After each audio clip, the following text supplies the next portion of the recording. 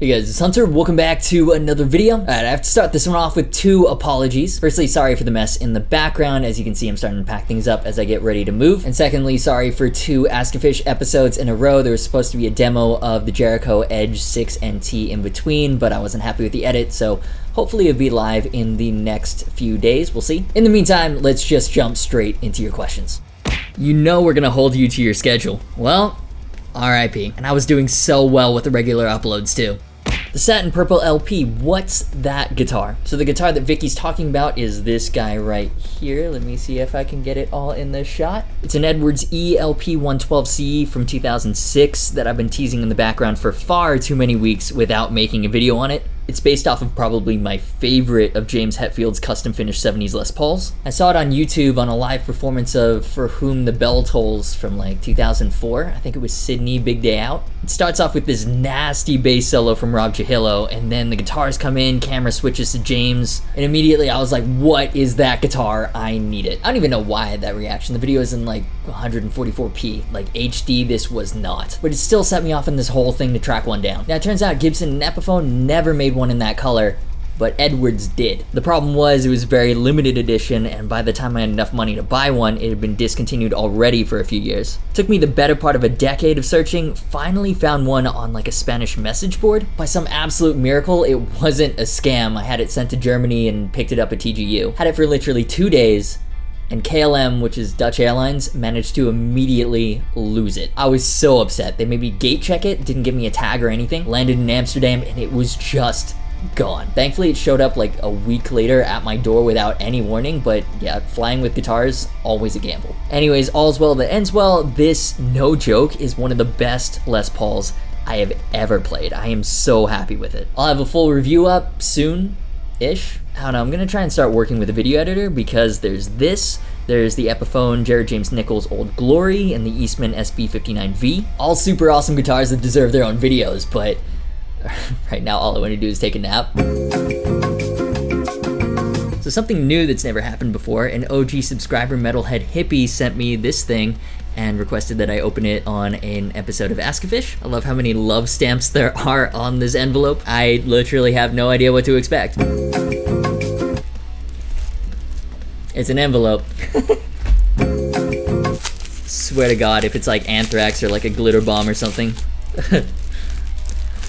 Oh, okay. May I present you my brand new mouse pad. Agufish music, when metal meets concrete, with my fucked up face immortalized in a mouse pad.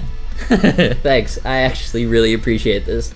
Agufish, why you no do Dean Cadillac? Yeah, I know, with the whole Gibson Dean thing, if I was smart, I'd find a way to track down a Dean to demo, and I would, but they're just so ugly. Like this Les Paul combined with an Explorer combined with like a giant reverse flying V headstock thing. It's not for me. I'm sorry, Dean fans. It's a head turner.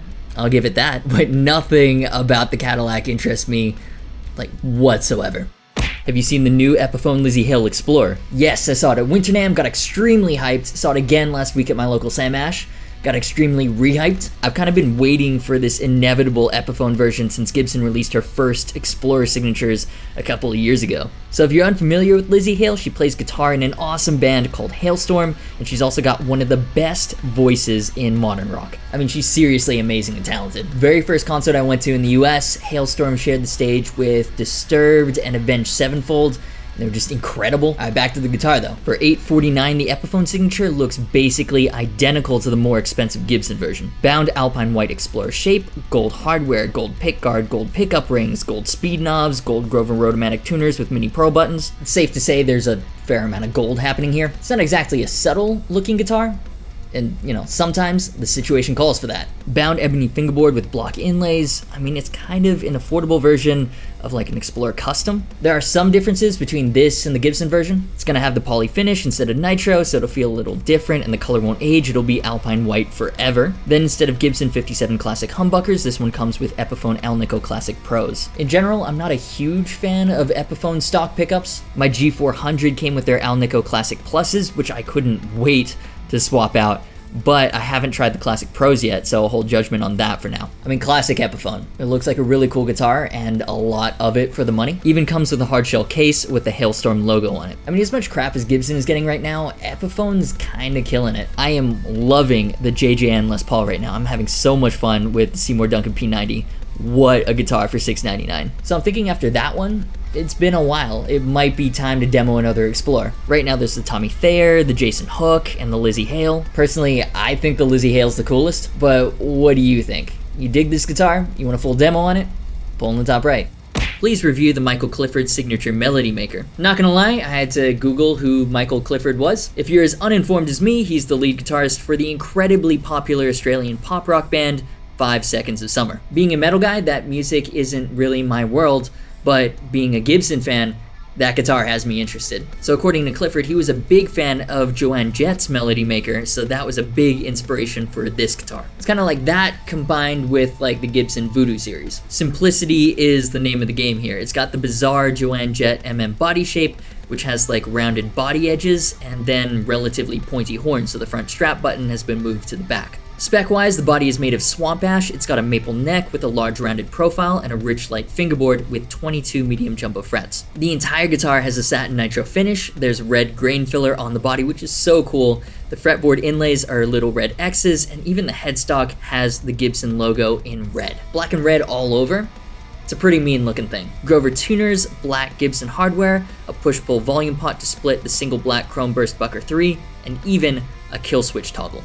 Now, a lot of comments online about this guitar have been, well, why does this guy in a pop rock band get a Gibson signature when there's so many guitarists out there that deserve it more? Like, what?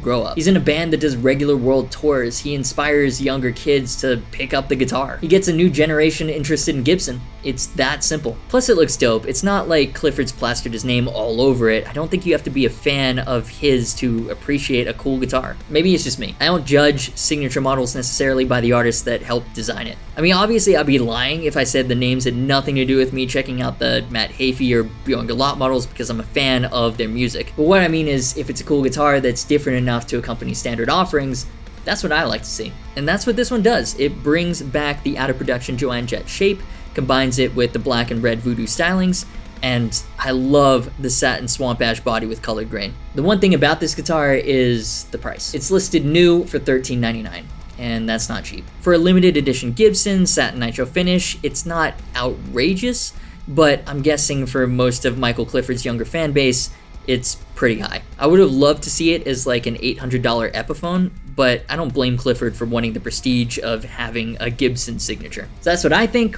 What about you? Do you want to see a demo? Pull in the top right. Before we get into the last question, I want to give a shout out to James McQueen and the rest of the awesome patrons for making this content possible. If you want to directly support what I do as well, you can join the Patreon community through the link below and get some awesome bonus perks as well.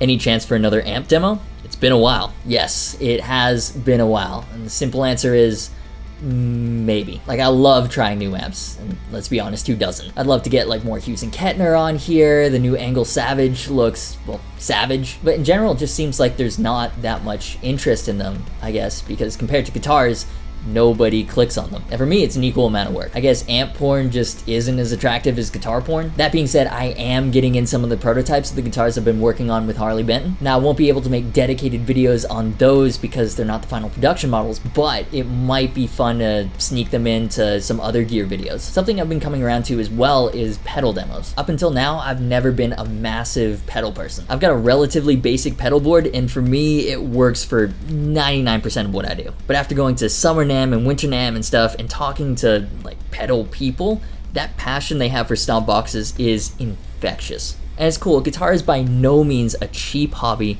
but pedals are like a relatively inexpensive way to change up your tones and discover inspiration through new sounds. Like the ambient atmospheres that I hear other people create with some of these new pedals are just incredible. Plus, some of the artwork on those things are so sick. Again, I could do the same thing by sneaking in some prototypes. So let me ask you, especially if you're not normally into amp or pedal demos, if I were to double them as sneak previews of, say, the new Harley Benton TE Fusions, would you be interested in watching? Let me know in the comments and in the poll. And now, time for the high praise of the week. Your imagination to make riffs and your tone both suck. Amazing. And that'll do it for this week's episode of Ask-A-Fish. If you enjoyed the video, do me a favor and hit the like button. Leave your thoughts and your questions down below. subscribe, and hit the notification bell if you haven't already. Social media, merch, and Discord server links are in the description. As always, thanks so much for watching. You've been awesome, and I'll see you for the next video.